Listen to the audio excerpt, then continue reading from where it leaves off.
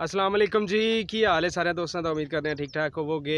Watch ads to earn यानी कि online earning का हर बंदे नूं शौक है। हर बंदा आंदा भी ऑनलाइन अर्निंग जी है यानी कि बड़ा आराम का काम है। मतलब कि 5-10 मिनट काम करो तो खुले पैसे कमाओ, मौज करो, ऐश करो।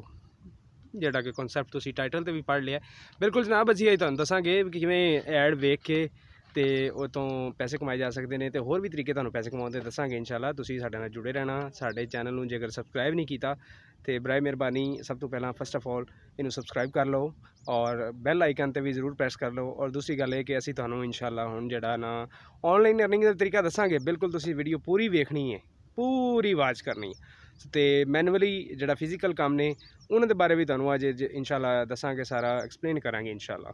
ਤੇ ਮੇਰੇ ਨਾਲ ਰਾਏ ਜ਼ੈਦ ਸਾਹਿਬ ਮੌਜੂਦ ਨੇ। ਰਾਏ ਸਾਹਿਬ ਕੀ ਹਾਲ ਹੈ? जी शुक्र अल्लाह पाक ਹੋਰ ਸੇ ਠੀਕ ਹੈ?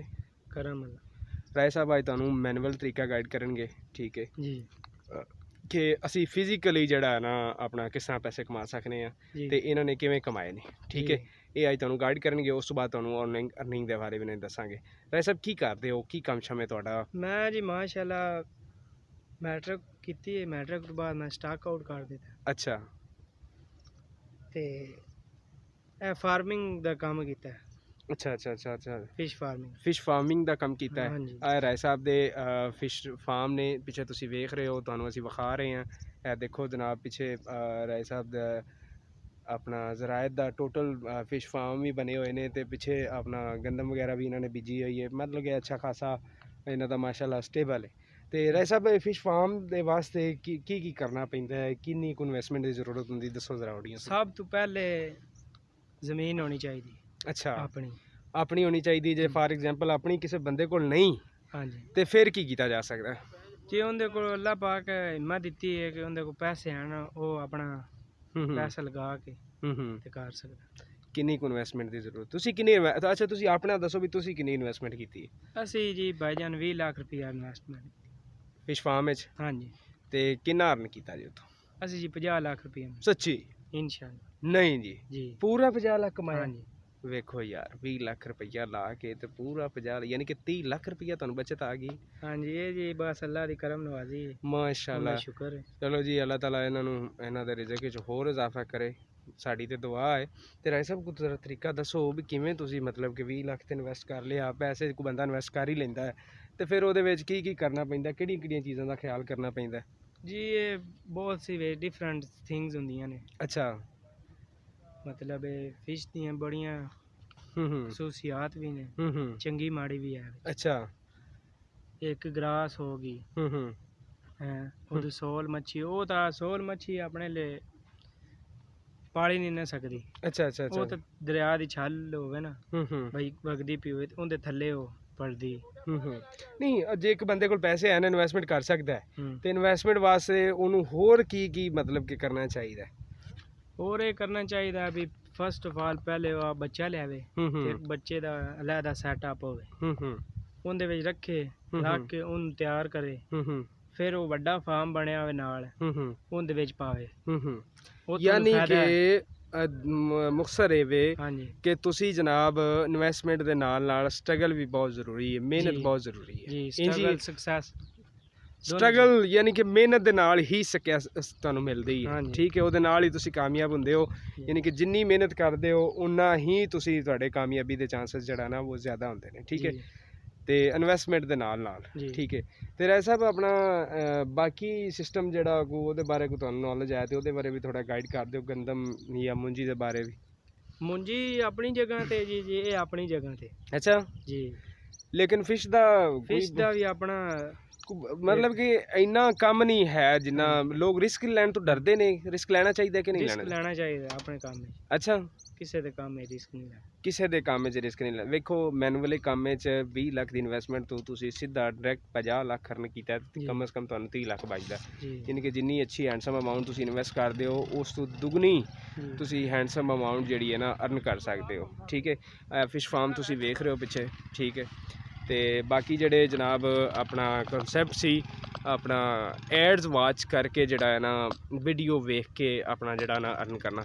2009 'ਚ ਇੱਕ ਸਾਈਟ ਲਾਂਚ ਹੋਈ ਸੀ, ਵਿਜ਼ਿਟ ਫਾਰ ਅਰਨ।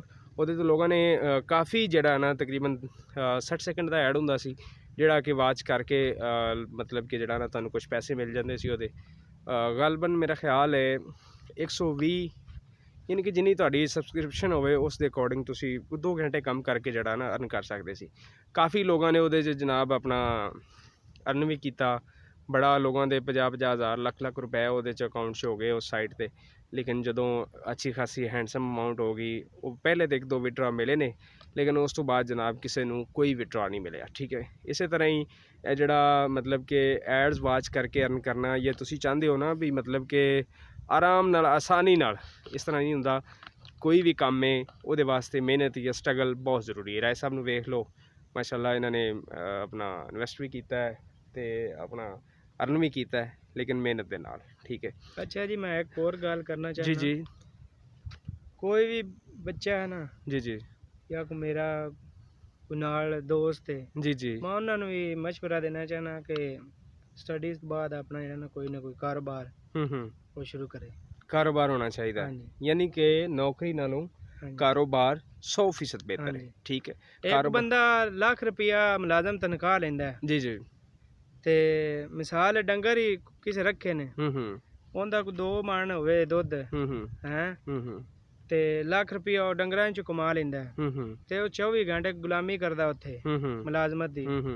ਤੇ ਉਹ ਆਨੇ ਕੋ 2-3 ਮਣ ਦੁੱਧ ਬਣਾਇਆ ਡੰਗਰਾਂ ਤੋਂ, ਉਹ ਆਪਣਾ ਲੱਖ ਰੁਪਏ ਦਾ ਘਰ ਵੇਚਦਾ ਪਿਆ ਸੁੱਖ ਨਾਲ। ਇੱਕ ਆਪਣਾ ਕੰਮ ਹੈ, ਇੱਕ ਚੌਧਰ ਦੀ ਚੌਧਰ ਹੈ। ਹਾਏ ਹਾਏ ਹਾਏ, ਬੜੀ ਸੋਹਣੀ ਗੱਲ ਕੀਤੀ। ਯਾਨੀ ਕਿ ਆਪਣੇ ਕੰਮ ਵਿੱਚ ਜਿਹੜੀ ਹੈ ਨਾ ਸਾਰੇ ਮਾਮਲਾ ਠੀਕ ਨੇ, ਜਿਹੜੀ ਕਿਸੇ ਦੀ ਨੌਕਰੀ ਹੈ ਉਹ ਨਹੀਂ ਕਰਨੀ ਚਾਹੀਦੀ। ਮੁਕਤਸਰ ਇਹਨਾਂ ਦਾ ਮਤਲਬ ਕਿ ਜਿਹੜਾ ਨਾ ਵੀ ਜੇ ਤੁਸੀਂ ਅਗਰ ਕਰ ਸਕਦੇ ਹੋ, ਸਟਰਗਲ ਦੇ ਨਾਲ ਹੀ ਪੋਸੀਬਲ ਨੇ ਸਾਰੀਆਂ ਚੀਜ਼ਾਂ। ਜੇਕਰ ਤੁਸੀਂ ਕਰ ਸਕਦੇ ਹੋ ਤੇ ਆਪਣੇ ਕੰਮ ਦੀ ਤਰਫ ਆਓ, ਆਪਣੇ ਕੰਮ ਰੰਗੀ ਮੌਜ ਕੋਈ ਨਹੀਂ। ਠੀਕ ਹੈ।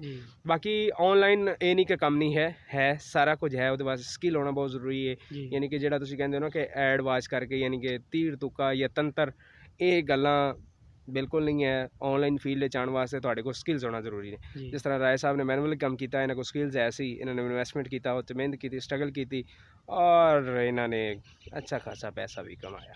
ਠੀਕ ਹੈ। ਇਸੇ ਤਰ੍ਹਾਂ ਤੁਸੀਂ ਵੀ ਜਨਾਬ ਸਟਰਗਲ ਕਰੋ। ਸਭ ਤੋਂ ਪਹਿਲਾਂ ਕਨਸੈਪਟ ਇਹ ਬਣਾਓ ਕਿ ਤੁਹਾਡੇ ਵਾਸਤੇ ਸਟਰਗਲ ਬਹੁਤ ਜ਼ਰੂਰੀ ਹੈ। ਠੀਕ ਹੈ। ਬਾਕੀ ਤੁਸੀਂ ਜੇਕਰ ਚੈਨਲ ਨੂੰ ਸਬਸਕ੍ਰਾਈਬ ਨਹੀਂ ਕੀਤਾ ਤਾਂ ਕਾਈਂਡਲੀ ਚੈਨਲ ਜ਼ਰੂਰ ਸਬਸਕ੍ਰਾਈਬ ਕਰ ਲਓ। ਨੈਕਸਟ ਵੀਡੀਓ ਇਨਸ਼ਾਅੱਲਾ ਅਸੀਂ YouTube ਦੇ ਬਾਰੇ ਬਣਾਵਾਂਗੇ ਕਿ YouTube ਤੋਂ ਕਿਵੇਂ ਤੁਸੀਂ ਪੈਸੇ ਕਮਾ ਸਕਦੇ ਹੋ, ਔਰ ਅਸੀਂ ਮਜ਼ੀਦ ਤੁਹਾਨੂੰ ਇਸ ਤੋਂ ਅੱਛੇ ਆਈਡੀਆਜ਼ ਵੀ ਦੇਵਾਂਗੇ ਕਿਸ ਤਰ੍ਹਾਂ ਤੁਸੀਂ ਕੰਮ ਕਰ ਸਕਦੇ ਹੋ। ਲੇਕਿਨ ਸਭ ਤੋਂ ਪਹਿਲਾਂ ਤੁਹਾਡਾ ਇੱਕ ਮਾਈਂਡ ਹੋਣਾ ਚਾਹੀਦਾ, ਪੁਆਇੰਟ ਆਫ ਵਿਊ ਹੋਣਾ ਚਾਹੀਦਾ ਕਿ ਯਾਰ ਸਟਰਗਲ ਬਹੁਤ ਜ਼ਰੂਰੀ ਕੋਈ ਵੀ ਕੰਮ ਹੈ। ਠੀਕ ਹੈ। ਤੇ ਆਨਲਾਈਨ ਅਗਰ ਆਉਣਾ ਹੈ ਤੇ ਆਨਲਾਈਨ ਵੀ ਪੋਸੀਬਲ ਹੈ, ਲੇਕਿਨ ਉਹਦੇ ਵਾਸਤੇ ਤੁਹਾਡੇ ਕੋਲ ਕਮ ਅਜ਼ ਕਮ ਉਹ 1-2 ਸਕਿੱਲ ਤੇ ਹੋਣਾ ਜ਼ਰੂਰੀ ਹੈ। ਲੇਕਿਨ ਇਲਮ ਇੱਕ ਐਸਾ ਸਮੰਦਰ ਹੈ, ਜਿੰਨਾ ਵੀ ਹਾਸਲ ਕਰ ਲਓ ਤਾਂ ਹਯਾਤ ਜ਼ਿੰਦਗੀ ਤੁਸੀਂ ਜਿਹੜਾ ਨਾ ਆਪਣਾ ਇਹ ਖ਼ਤਮ ਨਹੀਂ ਹੁੰਦਾ। ਠੀਕ ਹੈ। ਕਿਸੇ ਵੀ ਸਕਿੱਲ 'ਚ ਚਲੇ ਜਾਓ, ਕਿਸੇ ਵੀ ਫੀਲਡ 'ਚ ਚਲੇ ਜਾਓ, ਇਹਦੇ ਮਤਲਬ ਕਿ ਖ਼ਤਮ ਹੋਣ ਵਾਲੀ ਚੀਜ਼ ਨਹੀਂ। ਸੋ ਅੱਜ ਦੀ ਵੀਡੀਓ ਵਲੌਗ ਨਾਲ ਸਾਨੂੰ ਇਜਾਜ਼ਤ ਦਿਓ। ਨੈਕਸਟ ਵੀਡੀਓ ਇਨਸ਼ਾਅੱਲਾ ਅਸੀਂ YouTube 'ਤੇ ਡਿਸਕਸ ਕਰਾਂਗੇ, ਹੋਰ ਕਾਫੀ ਆਈਡੀਆ ਤੁਹਾਡੇ ਨਾਲ ਸ਼ੇਅਰ ਕਰਾਂਗੇ ਕਿਸ ਤਰ੍ਹਾਂ ਤੁਸੀਂ ਅਰਨ ਕਰ ਸਕਦੇ ਹੋ ਸਾਰੇ ਮਾਮਲਾਤ ਇਨਸ਼ਾਅੱਲਾ। ਅੱਲਾ ਹਾਫਿਜ਼, ਅੱਲਾ ਨਿਗਹਬਾਨ। अस्सलाम वालेकुम। कमेंट से जरूर दसना कि अगली वीडियो कितने होनी चाहिए जरूर। ओके जी। राय साहब रिक्वेस्ट करना चाहो चैनल बारे तुसीं भी जनाब? जी सारे भाइयों को गुजारिश है कि शमा विकास दा भाईजान दा चैनल ਨੂੰ ਸਬਸਕ੍ਰਾਈਬ ਕਰਨ। जी जी, बहुत शुक्रिया जनाब, थैंक यू, अल्लाह हाफिज़, ओके बाय, गुड नाइट। राय साहब ओके कोई कर दे ज़रा। ओके।